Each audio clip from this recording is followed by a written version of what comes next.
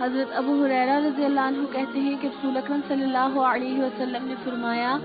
تم میں سے بعض آدمیوں کے پاس شیطان آتا ہے اور یہ کہتا ہے کہ فلاں فلاں چیز کو کس نے پیدا کیا اور اس چیز کو کس نے پیدا کیا، پھر وہ یوں کہتا ہے کہ تیرے پروردگار کو کس نے پیدا کیا۔ جب نوبت یہاں تک آ جائے تو اس کو چاہیے کہ اللہ سے پناہ مانگے اور اس سلسلے کو ختم کر دے۔ حضرت ابو ہریرہ کہتے ہیں کہ ایک دن رسول اکرم صلی اللہ علیہ وسلم کے چند صحابہ بارگاہ رسالت میں حاضر ہوئے اور عرض کیا کہ ہم اپنے دلوں میں بعض ایسی باتیں یعنی وسوسے پاتے ہیں جس کا زبان پر لانا بھی ہم برا سمجھتے ہیں۔ سرکار نے پوچھا، کیا تم واقعی ایسا پاتے ہو کہ جب کوئی وسوسہ تمہارے اندر پیدا ہو جائے تو خود تمہارا دل اس کو ناپسند کرتا ہے اور اس کا زبان پر لانا بھی تم برا جانتے ہو؟ صحابہ نے عرض کیا، جی ہاں رسول اللہ۔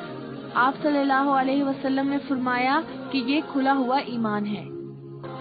حضرت انس رضی اللہ عنہ کہتے ہیں کہ رسول اکرم صلی اللہ علیہ وسلم نے فرمایا، انسان کے اندر شیطان اس طرح دوڑتا پھرتا ہے جیسے کہ رگوں میں خون گردش کرتا ہے۔ حضرت ابو ہریرہ کہتے ہیں کہ رسول اکرم صلی اللہ علیہ وسلم نے فرمایا، بنی آدم کے ہاں جو بھی بچہ پیدا ہوتا ہے شیطان اس کو چھوتا ہے جس کی وجہ سے وہ چیخ اٹھتا ہے، لیکن ابن مریم حضرت عیسیٰ علیہ السلام اور ان کی ماں کو شیطان نے نہیں چھوا۔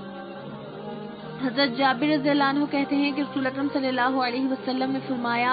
ابلیس اپنا تخت حکومت پانی یعنی سمندر پر رکھتا ہے، پھر وہاں سے اپنی فوجوں کو روانہ کرتا ہے تاکہ لوگوں کو فتنہ اور گمراہی میں مبتلا کرے۔ اس کی فوجوں میں ابلیس کا سب سے مقرب وہ ہے جو سب سے بڑا فتنہ انداز ہو۔ ان میں سے ایک واپس آ کر کہتا ہے، میں نے فلاں فلاں فتنے پیدا کیے۔ ابلیس اس کے جواب میں کہتا ہے، تو نے کچھ نہیں کیا۔ ان حضرت صلی اللہ علیہ وسلم فرماتے ہیں کہ پھر ان میں سے ایک آتا ہے اور کہتا ہے، میں نے ایک بندے کو گمراہ کرنا شروع کیا اور اس وقت تک اس شخص کا پیچھا نہیں چھوڑا جب تک کہ اس کے اور اس کی بیوی کے درمیان جدائی نہ ڈلوا دی۔ ان حضرت صلی اللہ علیہ وسلم فرماتے ہیں کہ ابلیس یہ سن کر اس کو اپنے قریب بٹھا لیتا ہے اور کہتا ہے، تو نے اچھا کام کیا۔ اور حدیث کے ایک راوی اعمش رحمۃ اللہ کہتے ہیں کہ میرا خیال ہے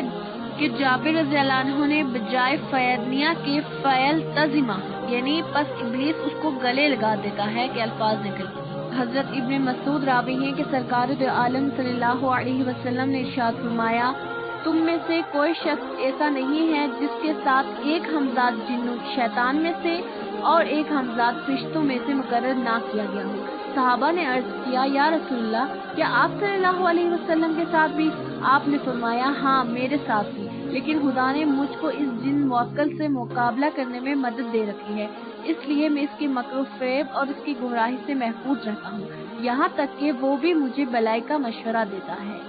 حضرت ابی ہریرہ رضی اللہ عنہ کہتے ہیں کہ رسول اکرم صلی اللہ علیہ وسلم نے فرمایا کہ بے شک اللہ تعالیٰ نے میری امت سے وہ وسوسے جو ان کے دلوں میں پیدا ہوتے ہیں معاف کر دیے ہیں جب تک کہ وہ ان پر عمل نہ کریں یا ان کو زبان پر نہ لائیں۔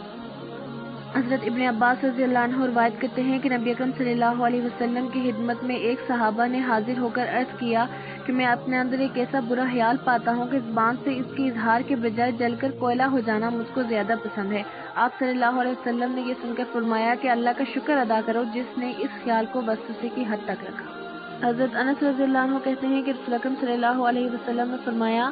لوگ آپس میں پوچھا پوچھی کرتے رہیں گے، یعنی شیطانی وسوسوں کی صورت میں ان کے اندر اس طرح کے خیالات پیدا ہوتے رہیں گے کہ جب ہر چیز کو خدا نے پیدا کیا تو خدائے بزرگ کو کس نے پیدا کیا؟ بخاری اور مسلم کی روایت میں ہے کہ انس نے کہا کہ رسول اکرم صلی اللہ علیہ وسلم نے فرمایا، اللہ تعالیٰ فرماتا ہے کہ آپ کی امت کے لوگ اگر شیطان کے وسوسہ اندازی سے چوکنا نہ رہے تو پہلے یوں کہیں گے کہ یہ کیا ہے اور یہ کیسے ہوا، یعنی محلوقات کے بارے میں تحقیق اور تجسس کریں گے، اور پھر آخر میں یہ کہیں گے کہ تمام چیزوں کو اللہ نے پیدا کیا ہے تو خدائے بزرگ کو کس نے پیدا کیا ہے۔